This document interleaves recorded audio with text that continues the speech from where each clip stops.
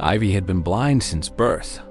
Her parents kept her hidden, ashamed, feeding her scraps and calling her useless. When she was 17, they drove her to a church in the next town and left her on the steps.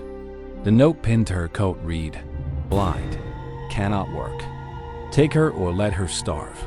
She sat there for hours, listening to the wind, waiting for someone to claim her. No one came. A rancher named Wyatt found her at midnight, returning from selling cattle. He read the note, looked at her face, and said nothing. He simply helped her into his wagon and drove home. He gave her a room, a bed, a chair by the window where she could feel the sun on her face. She asked why. He said, "Because everyone deserves a place." She cried. She learned to navigate his cabin by touch, memorizing every corner, every table, every step. She cooked, she cleaned, she mended his shirts. He never asked her to do any of it. One day, she asked him to describe the sunset. He tried, fumbling with words. She laughed and said, "You're worse at this than I am at seeing."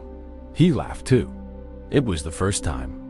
He began to build her a world she could touch, a rope line from the cabin to the barn, raised garden beds where she could feel the soil, herbs she could smell and identify. She grew vegetables, flowers, everything by feel and scent. The townsfolk who visited stared in wonder. How does she know where to plant? They asked. Wyatt smiled. She listens to the earth. He took her hand one evening and placed it on his face. "This is me," he said. She traced his jaw, his nose, the scar above his brow. "You're handsome," she said. He blushed. She knew he was, not because she could see, but because his voice was kind and his hands were gentle. She fell in love with his laughter long before she fell in love with him. The town gossiped about the rancher and his blind woman. Some said he was desperate. Others said she had bewitched him. They did not care. They had each other. One night, a fire started in the barn. Wyatt was trapped beneath a fallen beam, unconscious. Ivy heard the crackle, smelled the smoke, and crawled through the darkness. She found him by touch, felt the beam pinning his legs, and pushed with every ounce of strength she had. It moved. She dragged him outside, burned but alive. When he woke in the doctor's bed, the first thing he saw was her face, streaked with soot, her eyes wide with fear. "How did you find me?" he whispered. "I followed your heartbeat," she said. The town stopped gossiping after that. They called her a hero, not a burden. Wyatt held her hand and said, "She was always a hero.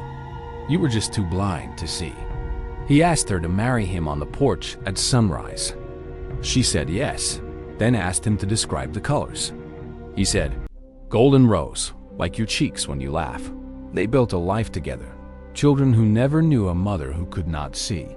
Only a mother who could find a lost toy by touch and read bedtime stories by memory. Wyatt grew old, his hands still gentle, his voice still kind. Ivy grew old, her fingers still tracing his face each morning as if memorizing him anew. She outlived him by 2 years. Their children would find her in the garden, touching the flowers he had planted, whispering to the wind as if he could hear. When she died, they buried her beside him, and on her stone they carved, "She saw more with her hands than most see with their eyes." He built her a world.